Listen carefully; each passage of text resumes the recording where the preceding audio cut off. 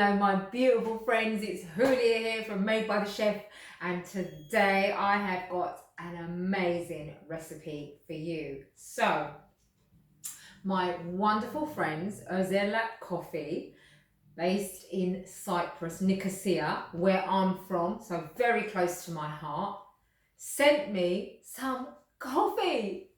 Look at that, oh my gosh, and the aroma is just to die for. It is out of this world. I love Turkish coffee. If you've never had Turkish coffee before, well, I'm going to show you how to make it, and I'm going to use the coffee to create these beautiful traditional Cypriot biscuits that we call Kurabiyesi, and they are so Moorish and crumbly, a bit like English shortbread, but just on another level, and they're made for weddings, to give out as a little gift at a wedding. So if you've ever been to a Turkish or Cypriot or Greek wedding, then you will know there's the pinning of the money, and then everybody gets this wonderful little sweet treat to eat as a kind of thank you. I love Ozerlat because they've been around since 1917. They brought the Turkish coffee to Cyprus, to Nicosia, and they've been there ever since. They're a family business, and I love that. And they sent me the coffee, and you know, I thought, let me create a recipe for it. It's going to be beautiful. I am going to show you how to make Turkish coffee. So I'm going to flip the camera around, and I'm actually going to make the coffee, and I'm going to make it in what we call a jezve. So this is a copper one, doesn't have to be, you can get stainless steel ones as well. This is a jezve, and this is how we make the Turkish coffee. Now the other thing they sent me, and well, just too good to turn away, is Turkish Delight. Love it. So Ozerlat do Turkish Delight, they do Turkish coffee. You can find them at ozerlat.co.uk, and all the information is down in the blurb in my video as well. So I'm gonna have a little bit of Turkish Delight, and we're gonna make some Turkish coffee. Right, so here we are, gonna make our Turkish coffee. So I've got the jezve. It is a tall Turkish coffee pot. Now what's the difference between Turkish coffee and say Italian coffee? Well, I'm gonna tell you, still using beautiful Arabica beans, but the coffee itself is actually roasted and then ground down to a much finer texture. So really very much like a powder, sort of grainy powder. That's really what you're looking for, almost like dust. I've got Turkish coffee cup. Now I've got something a little bit fancy. I thought I'd go for a little espresso cup here, just so you can really see the coffee itself through the cup. But also I've got my traditional Turkish coffee cup here as well. So you need some water. Now I like to use a little bit of filtered water or bottled water. And what you're going to do is you're going to pour water to the top, and you're going to pour it into your jezve, into the Turkish coffee pot. So you're going to do, so I'm going to make 2 cups, because we're going to use this coffee to make our beautiful kurabiyesi, our biscuits. And it's actually the last day of Ramadan today. So tomorrow is Eid. So this is extra, extra special. So we call Bayram, we call Eid Bayram in Turkish. So there we go. There's our water, done that. Now I'm going to put my coffee in. So here's my coffee. Absolutely gorgeous Ozerlat Turkish coffee. Now you're going to put 2 heaped teaspoons full into the water. Now, what I say is, if you like it a little bit sweet, then what you would want to do is you would want to add a little teeny bit of sugar. If you're going to add sugar, you want to add it now. So I like mine plain, so we call that sade. And if you want it with sugar, then what you would do is you would add a little teaspoon of sugar, and I wouldn't add too much. So you'd want to, and we call that orta. So orta means middle, medium. So you'd add a little teaspoon of sugar. You can have it really sweet, so maybe you'd add a whole teaspoon, and then you might call that şekerli. That's what we call it, sweet or şekerli. So I'm going to make mine sade, plain. Now I'm going to get the oven on, and what you're looking for is you want to do a medium heat. Let's pop the spoon in. So you want to go for a medium heat. You don't want it too hot. Now I've got this little funny little contraption on my stove because my hob rings are quite wide. So you can buy them online. These little coffee rests, we call them. And then what I do is I have the coffee rest there, and that way my jezve, if it's a bit small, it can sit on top. So now this is going to start to heat up. So you want to stir it, and this is the only stirring you're going to do. So you want to stir this coffee powder into the water. And of course, if you were using sugar, so you give it a good stir. Once you've done that, you take your spoon out and you wait. And what you're going to see is that slowly the coffee is going to start to heat up, and it's going to form this froth. So what the Italians will call a crema for the espresso. In Turkish, we call it a telve. And that's what you're looking for. So you want it to form this froth on top. Now the way that happens is that the coffee starts to heat up, starts to bubble up in the water.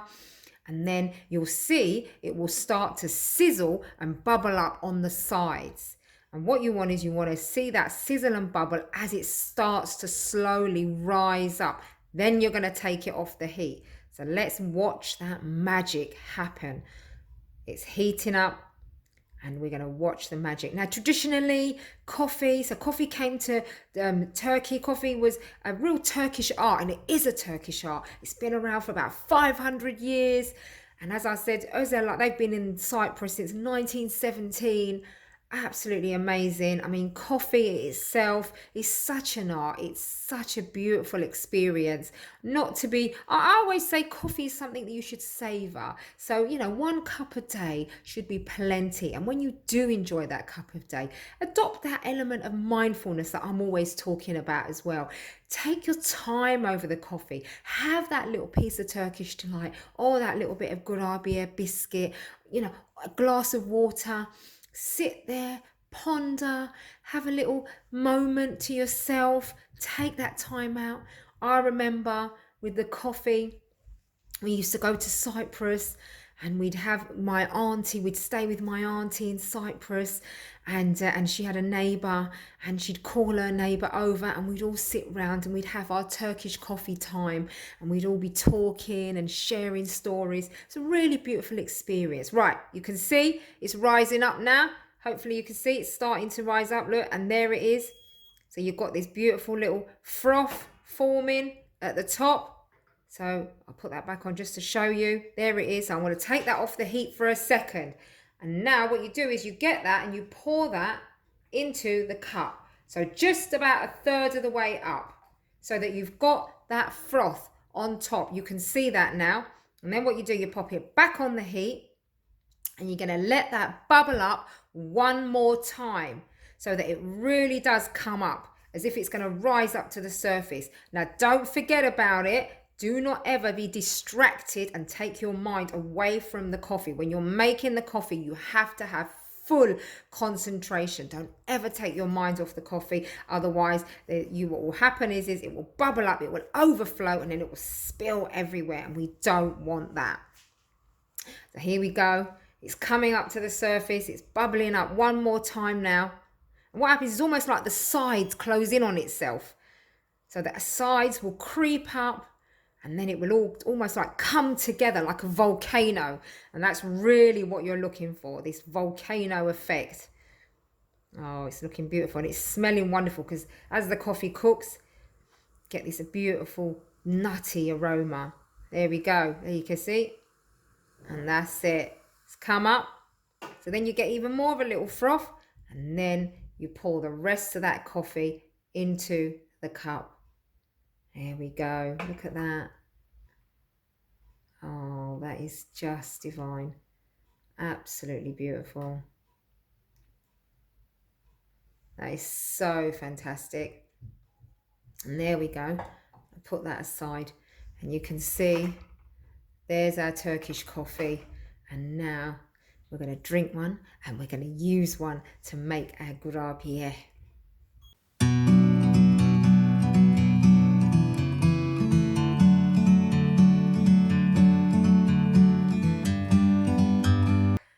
we've done the coffee. Now it's time for the Kurabiyesi. Now these are traditional wedding biscuits. They are used at Turkish weddings, at Cypriot weddings. They're so beautiful and they're just so simple to make. So, of course, we've got to have butter. So I've got some softened butter here and we're going to mix that with sugar. So I've got about 250 grams of butter and I'm using about 115 grams of golden caster sugar. We've got our flour, of course, icing sugar to finish. I'm going to put a bit of vanilla essence in there. I've got ground almonds. Now with these biscuits, what makes them so moorish and so crunchy as well and soft and just a real mixture of textures and flavours in here is ground almonds. So not completely ground down like dust, but kind of coarsely chopped almonds that I've roasted. So you want to keep your almonds with their skin on. You want to roast them in the oven for a few minutes and then you want to blitz them in one of those ninja type machines that you might have, just so that they're quite coarse, but almost like parts of them are a bit dust, parts of them are sort of coarse little bits, and that's really what you're looking for. Got to have a little bit of orange blossom water as well to hand because you want to drip that on when it's done. So ice and sugar, orange blossom water is for after when they're cooked. Now we're going to make it, and I've got myself a hand whisk, so much easier. So, you know, otherwise you could just beat the butter and the sugar together, no problem there at all. Now, if you want, you can put an egg in this as well. I don't normally like to. I don't think it needs it. And generally, I've grown up with not making it, not using eggs. So, yeah. Right. Split that. We'll add our sugar.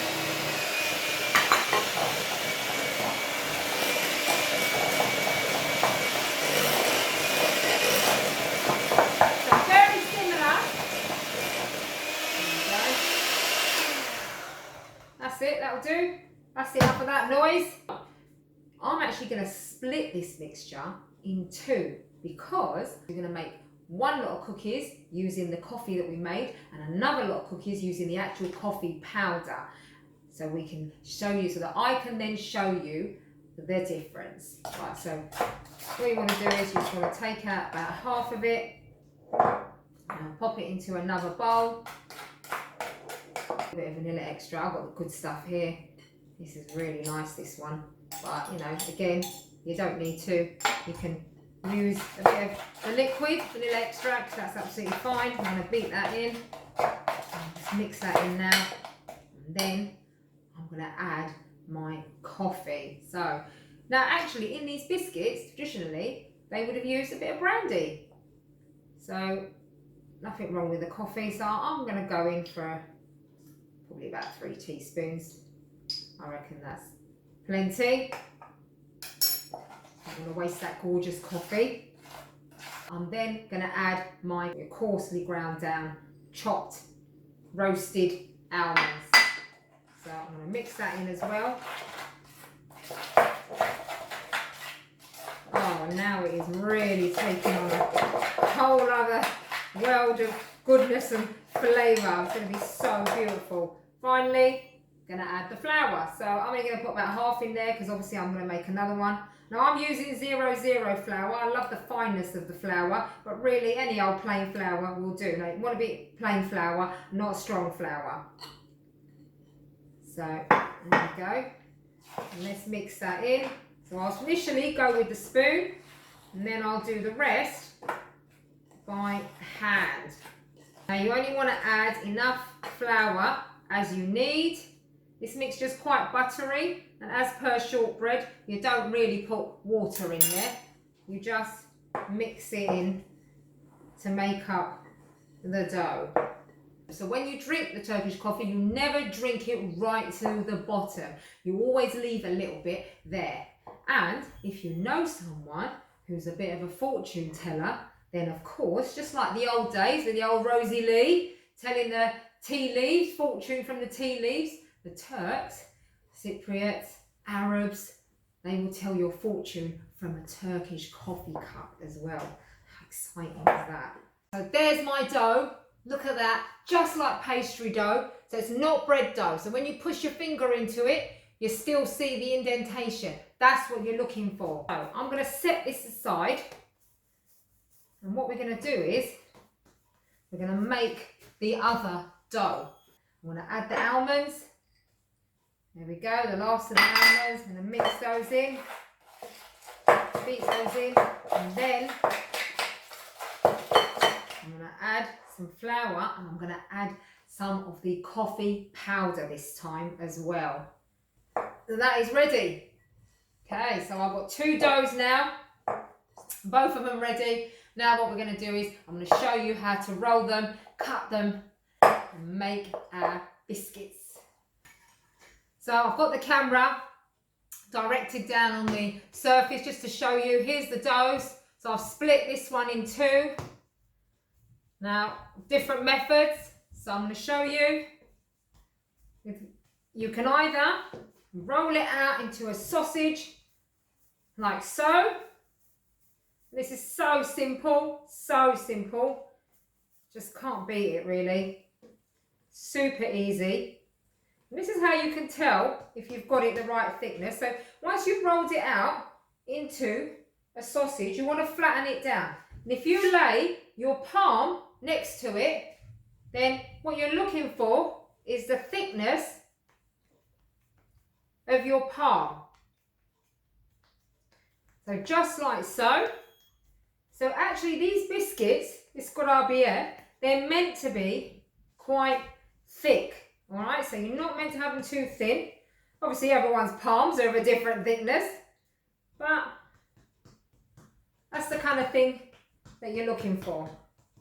And traditionally they're a bit of a rectangular shape. So you want to kind of straighten up the edges, straighten up the ends, just like so.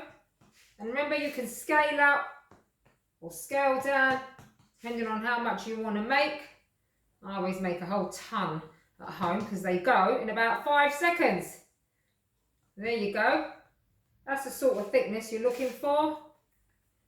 Spot on. You're going to then first drag a fork. Now this is traditional. You drag a fork on the top, across the top, from end to end, because these biscuits are meant to have then these little indentations on the top. And then what you do is you want to cut them. What I always say is do 3 fingers, cut. So once you measure 3 fingers, you can cut them. Or you can do 4 fingers and make them even longer. So I could probably get about 3 biscuits out of this. They're quite big. So just like so. So you put your fingers, measure your knife, take your hand away. I'll go for 2 smaller ones here. So they get slightly different size. And then all you do is you're going to place them on your baking sheet, which I've got here, lined with paper.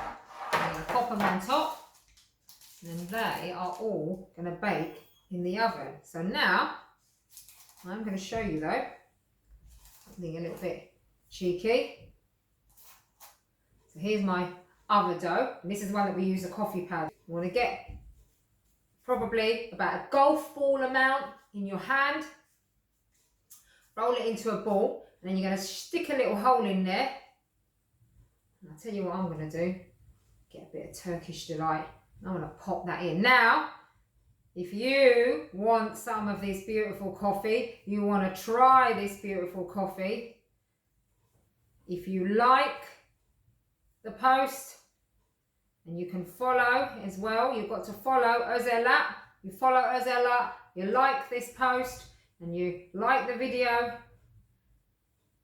2 lucky people are going to get sent to them 2 boxes of their divine Turkish delight and a pack of their special heritage coffee. So make sure to click like, make sure to follow Ozerlat, and then message me. And the first 2 people that do this, I'm going to get you sent some goodies in the post. So I'm going to make them all up now. And then we're going to put them in the oven to bake. I've got the oven set at 160 degrees centigrade. So you don't want it too hot because you want them to cook through and they're going to go nice and golden. So my lovely friends, here's our beautiful biscuits. They are fresh out of the oven and you can see they've got a really nice golden colour. I've got some here that I already prepared. Now this is what you're going to do. You're going to get your orange blossom or rose water and you're just going to splatter it over the biscuit. So just a sprinkle, that's what you were doing. You just want to get a little sprinkle of that wonderful orange blossom water over these wonderful, wonderful Turkish coffee biscuits. And then once you've done that, you're going to put your icing sugar. You're going to dust that all over the top and you've got to be generous. Lots of icing sugar. That's what makes these so beautiful. Lots of icing sugar. Get them over there. And what we used to do for the weddings, we'd wrap them when we get them from the bakers, and then we'd wrap them in these lovely little paper napkins to give out, like little parcels. So sweet, so sweet. So just dust it over because you want that. And then, you know, you want to put this orange blossom water when it's been out of the oven for a few minutes. And then you get the icing sugar over it. Fantastic. And now we're going to arrange that onto our tray. Okay, my lovely friends. These biscuits are ready and they are so beautiful. They smell so divine. I'm going to put them onto my lovely little dish that I've arranged here. And of course you can eat these biscuits with more Turkish coffee. Serve them for your Eid celebrations. Serve them at weddings, parties. And there's my cheeky little ones with the Turkish delight in as well. How wonderful. Got loads here. They're so wonderful. Oh, I'll pile them on. Let's have a look. Oh, look at that. Aren't they just fantastic? Turkish coffee, courtesy of Ozerlat UK. Thank you very much. Turkish coffee biscuits. So good. Gonna have to have a little taste, right? Let's try that one with the Turkish delight. Let's break into it. Oh, look at that.